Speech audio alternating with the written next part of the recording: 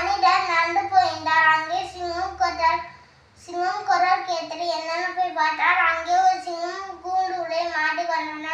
அந்த சிங்கம் சொன்ன, என்னை காப்பாற்றுன்னு சிங்கம் சொல்லுது.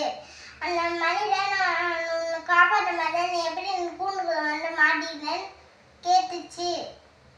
கேட்டார் மனிதர்.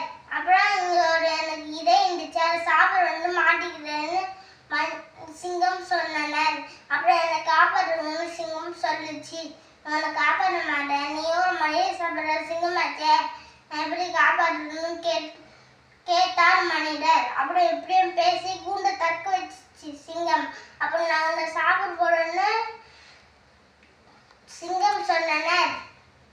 நிறைய சாப்பிட போடிய, நீ சாப்பிட மாட்டேன் சொன்னீங்க, இப்ப போய் என்ன சாப்பிடிய, இதுவே நியாயமா அப்படி கேட்டுச்சு. அப்புறம் அவங்க என்ன பார்த்த நரி ஒன்னும் தெரியாம வந்து என்னாச்சுன்னு கேட்டுச்சு. அப்புறம் இந்த கதை என்ன சொன்னாங்க. அப்புறம் சிங்கத்தை தன்னம் குச்ச நரி எனக்கு புடியில செஞ்சு காட்டுன்னு சொல்லிடுச்சு. அப்புறம் சிங்கம் போய் கூண்டுக்குள்ள போச்சு. அப்புறம் நரி வந்து லாக் பண்ணிடுச்சு கூண்டை. அப்புறம் சிங்கம் என்னை காப்பாற்றுன்னு சொல்லிச்சு.